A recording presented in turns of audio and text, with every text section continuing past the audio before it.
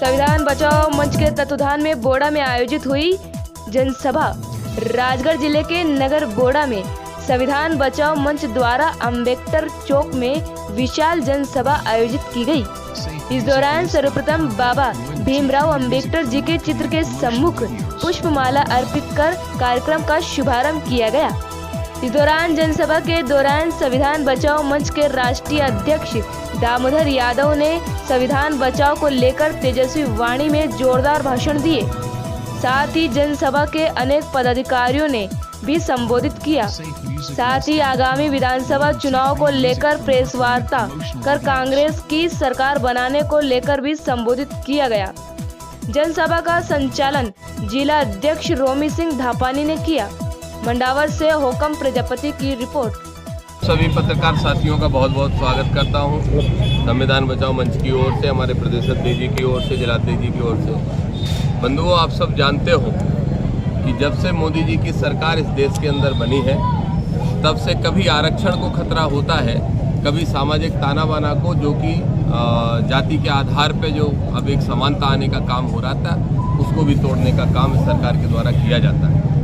निश्चित रूप से भारतीय संविधान अगर खतरे में होगा तो हम जो बाबा साहब को मानने वाले लोग हैं, वो किसी भी दल में काम क्यों ना करते हों, लेकिन हम शांति से नहीं बैठ सकते। इसलिए हमने पूरे देश के अंदर अपना अभियान चलाने का काम किया है और हमारा ये मानना है कि संविधान को जब भी खतरा होगा, उस सरकार को उखाड़ के फेंकने का काम हम सब साथी मिलकर करेंगे और उसी मिशन में, उसी अभियान में हम पूरे देश के अंदर दौरा कर रहे हैं, इस तरह के आयोजन करने का काम करेंगे।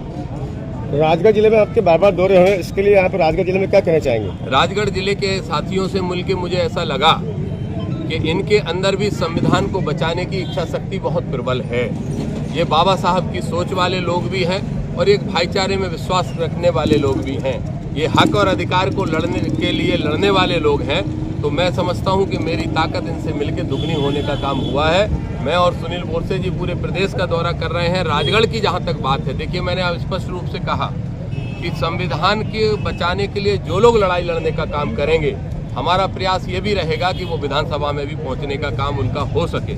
इसलिए कांग्रेस पार्टी के अंदर माननीय कमलनाथ जी से हम निरंतर ये बात करते रहते हैं और उनको ये सुझाव आग्रह पूर्वक देते हैं कि जो हमारे 85% लोग हैं, जिन्होंने इस देश को, जो देश के मूल निवासी हैं, उनको अवसर जरूर देना चाहिए उनकी संख्या के अनुपात में। ये भी हमारा प्रयास रहता है। 2023 विधानसभा चुनाव के लिए आप जनता को क्या संदेश देना चाहेंगे? 2023 में अगर पिछड़ों को माँ बहन की गालियां नहीं सुनना है, जो कुछ दिन पहले भोपाल के अंदर सुनाई गई थी खुलेआम सड़कों पर, मुझे तो बड़ा आश्चर्य होता है। मैं शिवराज सिंह चौहान से पूछना चाहता हूं कि आप पिछड़े वर्ग के तो हो, लेकिन पिछड़े वर्ग के होने के बाद आपको माँ बहन की गालियां किसी एक संगठन के चंद लोगों ने इकट्ठे होकर दी और आप उनको माफ करने का काम कर रहे हो।